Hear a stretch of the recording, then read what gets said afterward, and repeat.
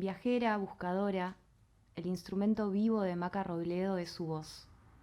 Maestra y eterna aprendiz, da vueltas por el mundo, llevando la canción como bandera, como un territorio de posibilidades infinitas. Hola Maca, ¿cómo andás? Bienvenida. Juli, ¿Todo bien? qué bueno verte. Pasá adelante. Permiso, gracias.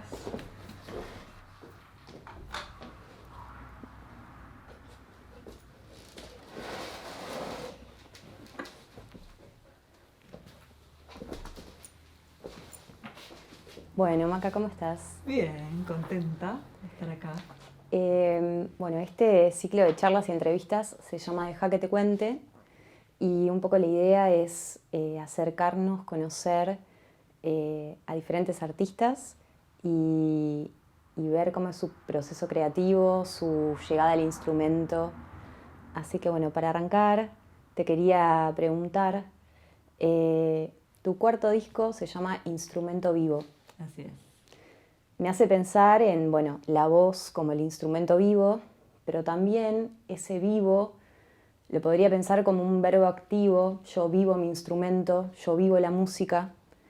Y con eso quería pedirte si tenés ahí a mano algún recuerdo de tus primeras experiencias con la música, como ese momento en el que dijiste una Maca chica por ahí, diciendo como, wow, quiero ser cantante o mi instrumento es mi voz. Ay, qué lindo. Mira, yo lo que recuerdo es una alegría muy grande de cantar con mi papá en la guitarra. Y nada, papá es un excelente músico aficionado. Sí. Y yo recuerdo, nada, después de la cena por ahí, irnos al living, mi papá que agarra la guitarra y yo cantar con él, o escuchar música. También recuerdo irme a dormir y que estuviera sonando Adiós Nonino, tocado por mi papá, o Here Comes the Sun de los Beatles. Había como canciones que siempre se repetían. Y, y esa era un poco como el clima musical en la casa, era un clima de alegría, de curiosidad, también de encuentro, cuando invitaban en los asados, las comidas así de adultos, ¿no? Ujú. Siempre después salía la guitarreada.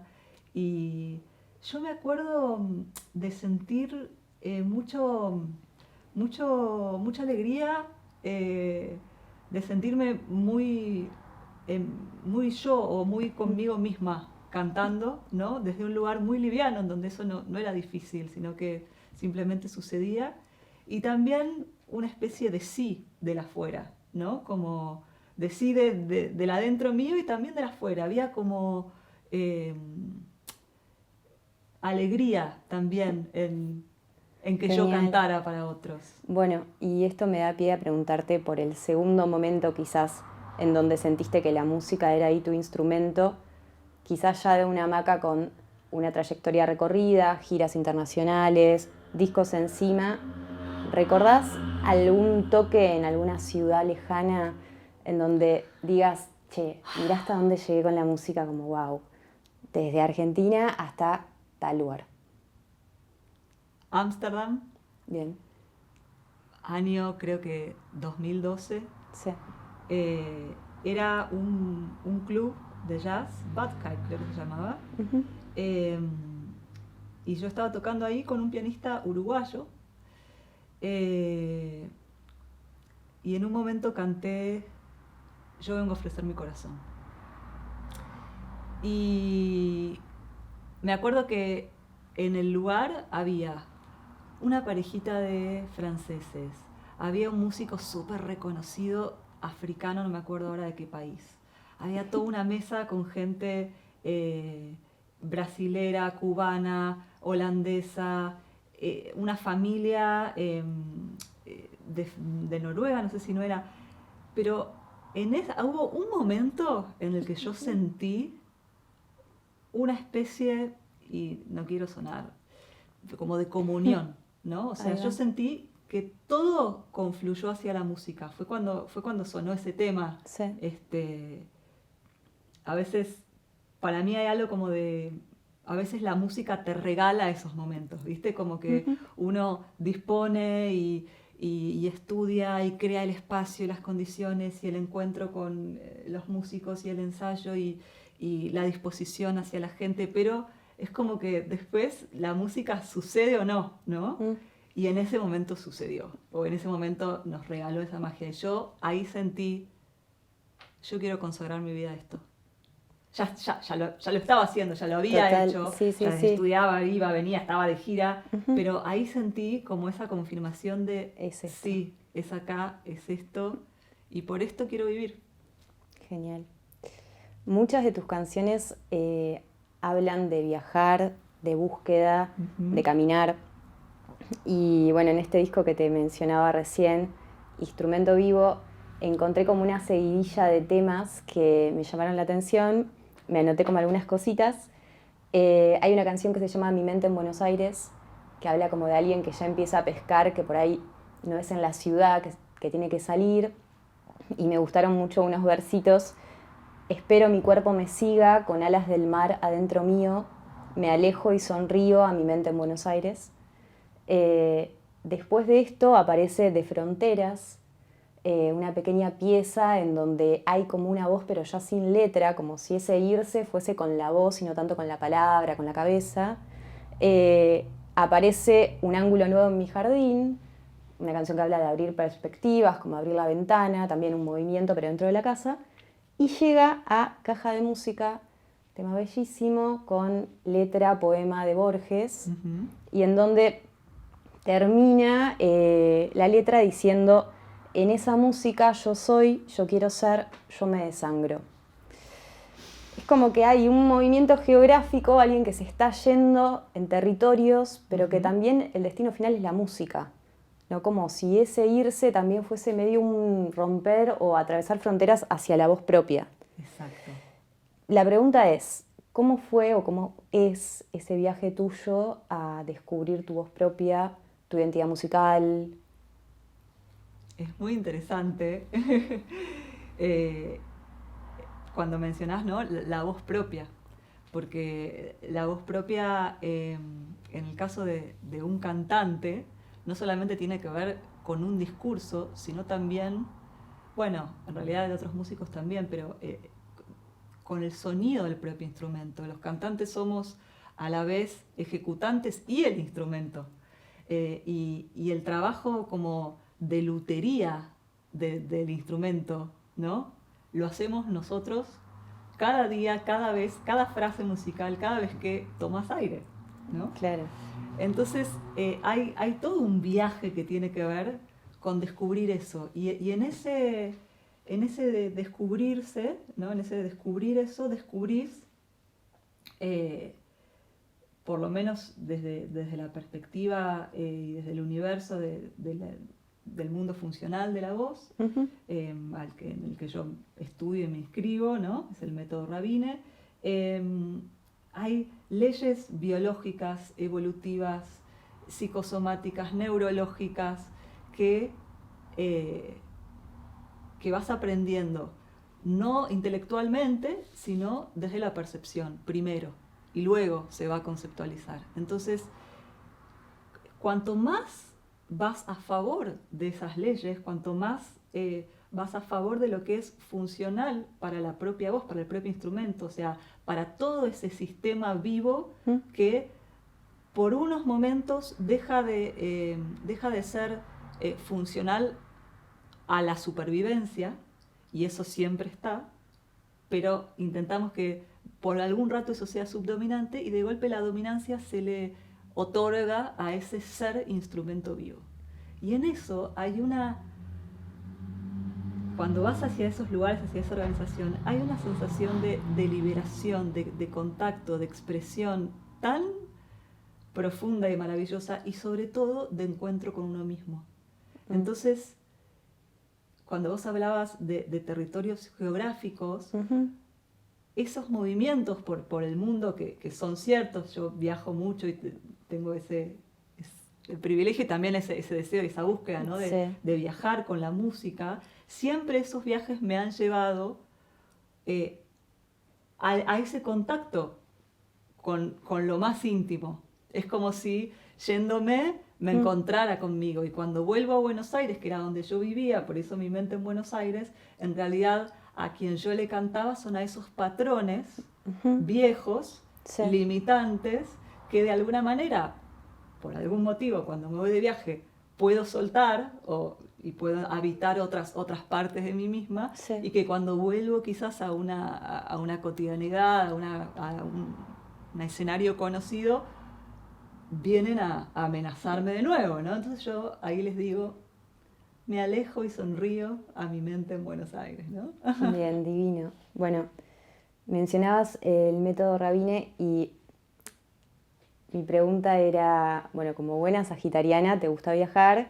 Y también sos maestra y aprendiz y estás permanentemente ahí como buceando, buscando. Te quería preguntar puntualmente por el método con el que estás trabajando. Para alguien que está viendo esta entrevista y por ahí no sabe qué es, así como a grandes rasgos, ¿cómo podrías definir el método Rabine? Y por otra parte, me encantaría que cuentes algo sobre tu experiencia estudiando con el maestro en Alemania,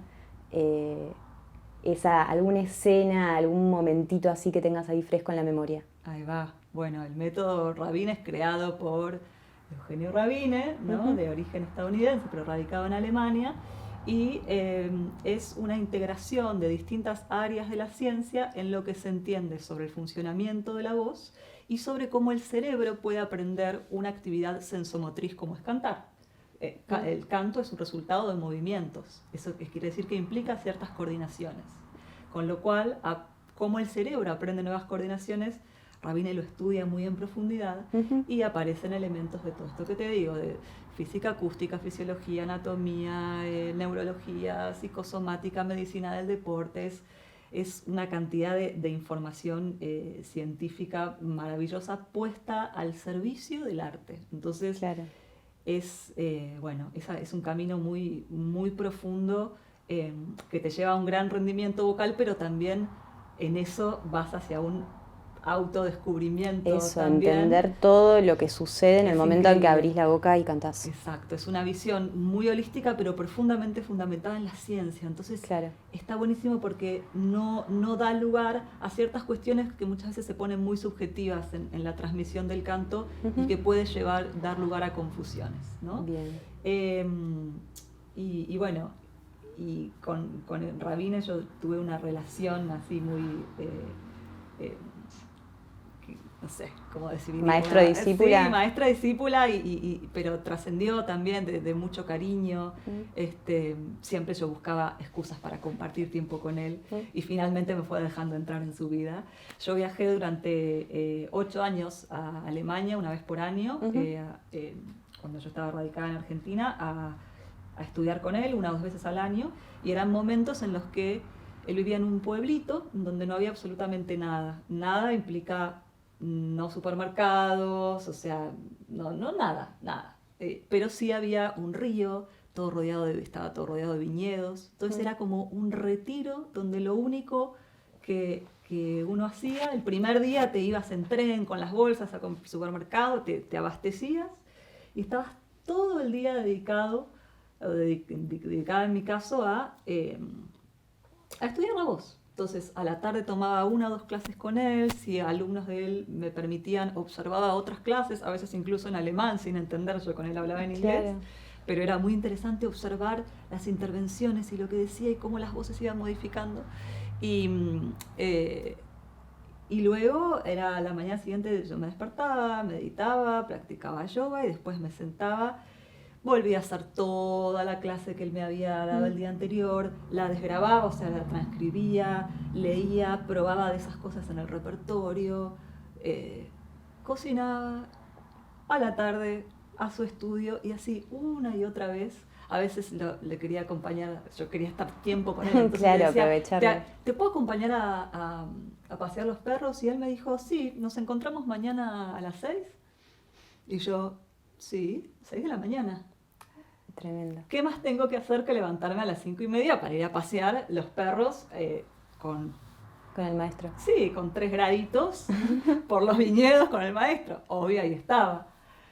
Pero bueno, tengo así como muchos momentos de buscar contacto y de charlas maravillosas con él, ¿no? Es como ese momento maestro-alumno de estar completamente abocado y dedicado y vos hablabas de cuándo descubriste tu propio, momentos en los que descubriste, ¿no? De los que descubrí mi propio instrumento. Sí. Cada vez que yo me iba después del periodo que estudiaba con él, me iba diciendo, yo no sabía lo que era cantar. Incluso después de muchos años de cantar y de muchos años incluso de estudiar con él y con ese sí. Cada vez era descubrir el fuego, cada vez. Ahí va. Bueno, hablando de descubrir y también algo que va cambiando en el tiempo, me interesaba preguntarte por tu proceso creativo, cómo buscas la canción, cómo te llega y si tenés quizás alguna canción ahí que te pueda servir como ejemplo para contarnos. Bueno, por suerte cada canción tiene sus propios medios muchas veces, ¿no? A veces las canciones vienen a veces vienen medio como un suspiro, que alguien puede escuchar y decir ¿qué? Pero realmente a veces como que suspiro un motivo, ¿no? De una canción y con ese motivo empiezo como a jugar con ese motivo y a deconstruirlo, mandarlo para allá, para acá y quizás si veo que está haciendo algo interesante pongo a grabar y luego quizás de eso escucho y selecciono algunas partes. Muchas veces viene a manera como vienen las letras primero y escribo en cuadernitos. Viajando me pasa muchísimo, siempre viajo con un cuadernito y siempre, y muchas vienen como cuando me estoy a punto de quedar dormida. Vienen como ideas, entonces me hago como un autoengaño, como si quisiera no despertarme mucho, ¿no?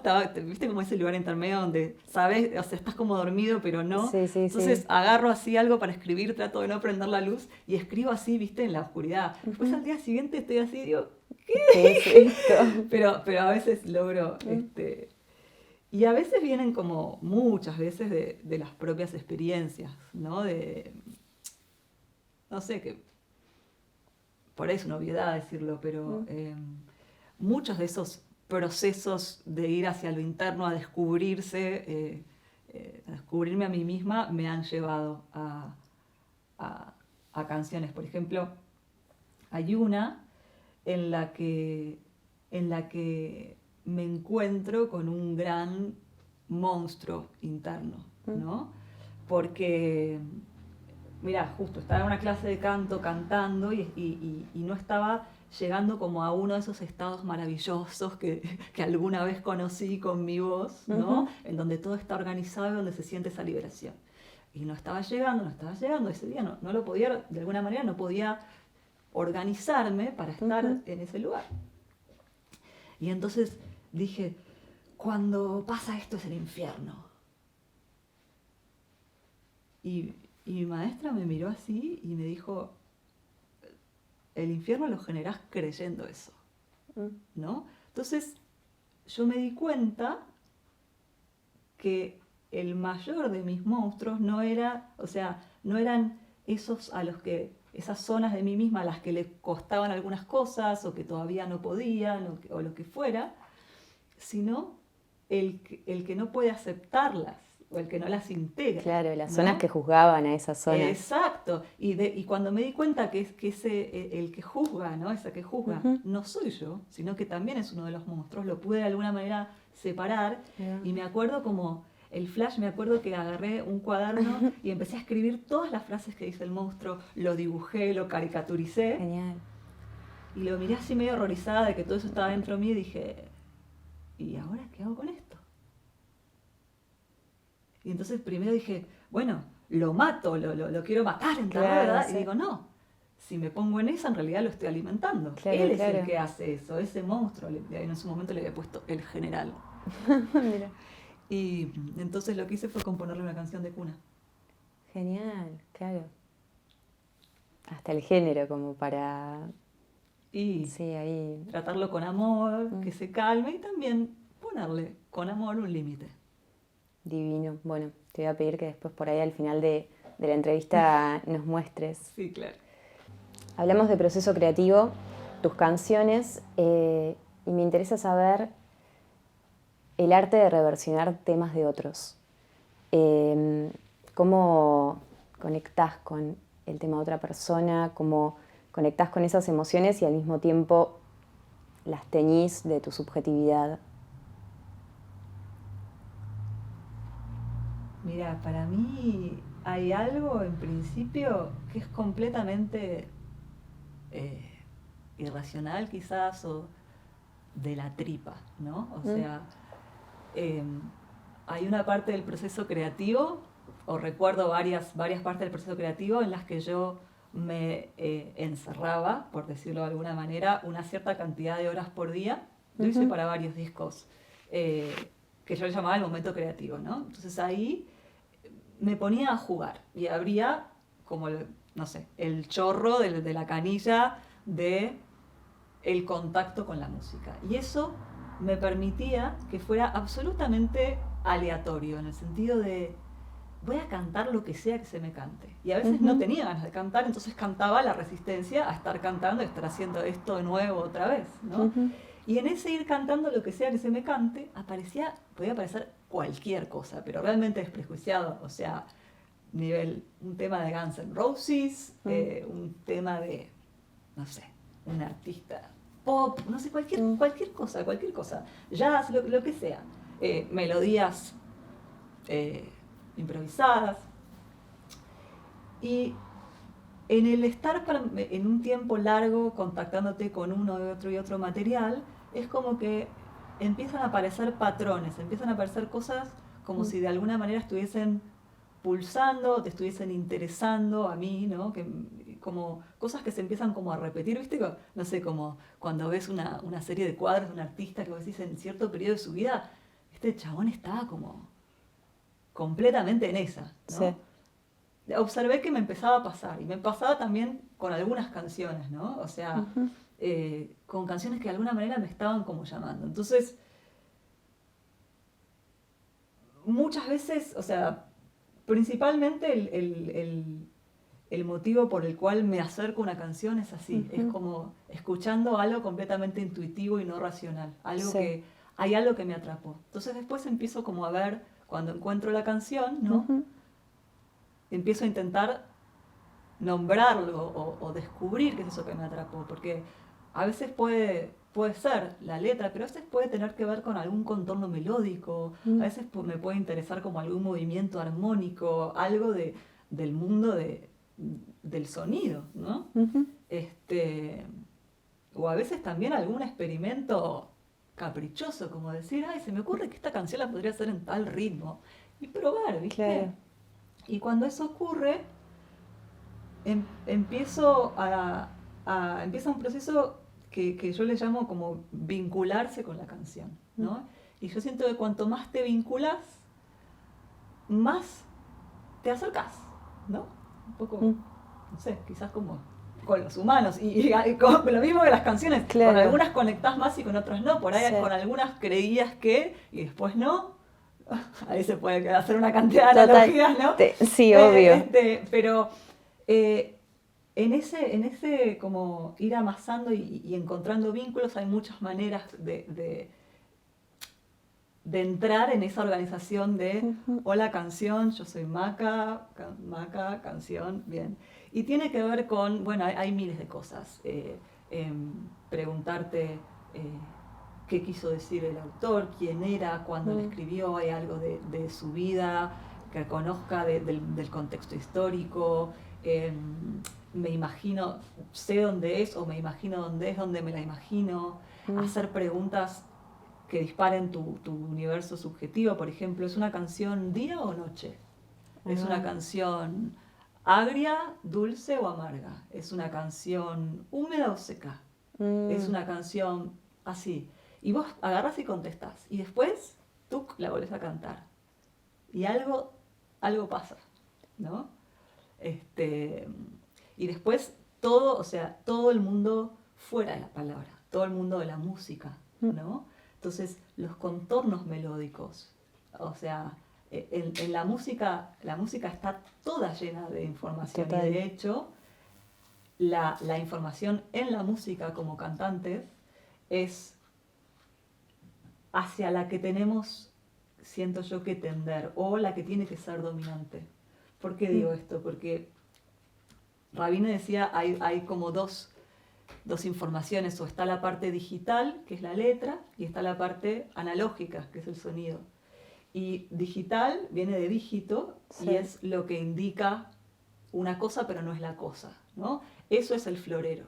Claro. Mi dedo no es el florero, ¿cierto? Es lo que está indicando el florero. Entonces la palabra es digital, porque indica, Claro, hace ¿no? referencia a... Hace referencia, en cambio, en el sonido es donde está el transporte de la comunicación emocional. El sonido es el contenido analógico. Y eso es lo que toca ese lugar en tu corazón. Por eso el mismo tema por dos artistas diferentes, Claro. una te mata y otro no. Y bueno, y te mata a vos, pero a ella le toca otra fibra, Total. otro sonido, ¿no? Yo creo que hay algo de misterio.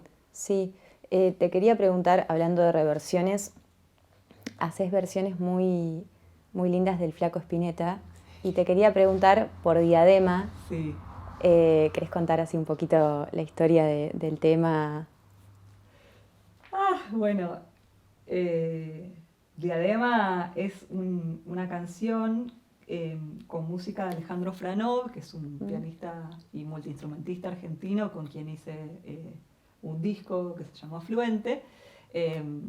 Nos juntamos a jugar entre nosotros y de esos juegos empezaron a salir músicas. Y en esos juegos, una vez él me dice, bueno, yo tengo una canción que el flaco le puso letra, pero nunca salió y está ahí, y es una canción para una mujer. Y yo... Un tema inédito de Spinetta. Claro, exacto. Y yo lo miro, ¿viste? Claro. ¿Me lo querés mostrar?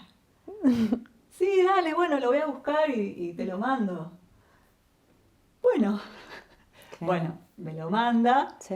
Me acuerdo que en ese momento yo estaba viniendo a Uruguay en el verano. Entonces yo me fui como con ese material, me lo mandó, yo me morí de la emoción y me vine para Uruguay con ese material y dije, bueno, le voy a grabar una versión, ¿viste? Y lo que me maté, o sea, me puse todo de mí para grabar. Claro. Y ¿no? Lo mejor que pudiera honrando eso, y se lo mandé a Ale y le encantó. Y me dijo, bueno, vamos a incluirlo. ¿Ya estaban pensando un disco juntos ahí? Bueno, sí, no sé. No me acuerdo si en ese momento ya estábamos pensando un disco juntos, pero ya teníamos bastante como músicas y material. Yo soy un poco manija y siempre estoy pensando que... Sí, que se puede hacer un proyecto con... Nada, que las cosas que se crean después tienen de alguna manera que salir a compartirse, ¿no? Como que terminan de cobrar quizás un sentido o no, o también puede hacer sentido para uno mismo para después circular hacia otro lado, pero bueno, nada, y entonces terminamos grabando una versión de un tema inédito de Spinetta, o sea, implicó ponerle voz a un tema con letra de Spinetta, Sí. música de Ale Franov, que salió en ese disco con mi voz por primera vez. Wow. Y un año después, más o menos, salió el demo que había grabado el Flaco, en su momento era para un disco de Grace Cosseri, pero salió dentro del disco Ya no mires atrás, que es un disco póstumo, ¿no? Sí, del sí. Flaco Spinetta, y salió ese tema y la gente flashó, esto es una obra de arte, no sé qué. Y claro, y en realidad no se sabe mucho que él grabó así como medio... Igual él tiene una voz aguda y canta muchas veces así, pero no era que él estaba grabando ese tema como esta es mi versión, sino que era un demo que ponía la voz de referencia para otro proyecto de ese momento. Y bueno. Tremendo. Bueno, me gusta cerrar las entrevistas con una pregunta que es, si pudiera viajar tu música a otro planeta, pongámosle que ponemos un pequeño dispositivo, canciones de Maca Robledo, y las mandamos a Júpiter, Okay. ¿Con qué referencia, con qué reseña te gustaría que aparezcan? Como Maca Robledo es una cantante que, o las canciones de Maca Robledo suenan como... Y eso lo tiene que escribir una escritora como vos. Bueno, pero yo... Eh, ¿Tenés ese registro o por ahí no te pones a pensar? Lamentablemente, en el camino de la autogestión, muchas veces hay que pensarlo, ¿no? O sea, hay que generar ese tipo de material para salir a difundir. A mí me gustaría como que otro ser sensible dijera eso, ¿viste? Acerca de, no sé, pero yo creo que hay algo del instrumento vivo, ¿no? Algo que tiene que ver con la identidad de la voz como instrumento vivo. Es como una música desde el instrumento vivo o algo así. Si tuviese, voy a ver si esto acerca un poco. Si tuvieses que elegir una textura para tu voz es arena, algodón, Cielo. seda, cielo. Un perfume, un olor. ¿Jazmín? Bien. ¿Algún sabor? Dulce. Genial. ¿Un color? Azul. Bien, ahí está. Bueno, muchísimas gracias, Maca, por esta charla.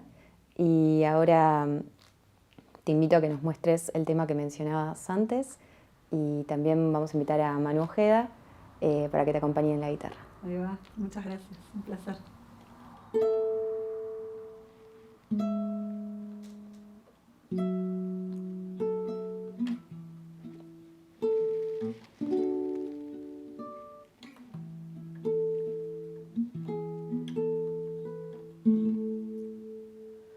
Monstruo, monstruito, no alces la voz, pues no hay gritos que enciendan el sol. Las aves vuelan y crece la flor. Todo a tiempo con la creación. Monstruo, monstruito, ya puedes dormir. Siente esa calma que habita en ti. Tus pesadillas te asustan, ¿verdad? Y si abres los ojos, no son realidad.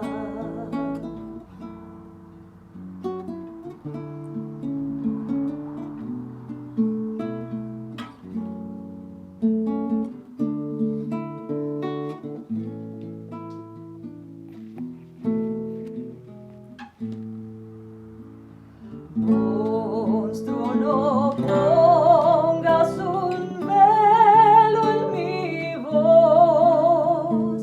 Quiere jugar imperfecta al amor. Deja que baile y tropiece en su andar.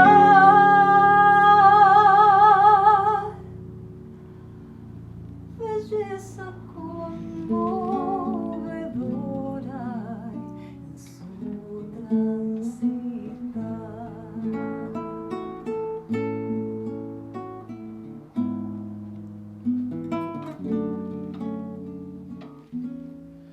Belleza pura e inocente nos vino a ofrendar. Muchas gracias, muy hermoso.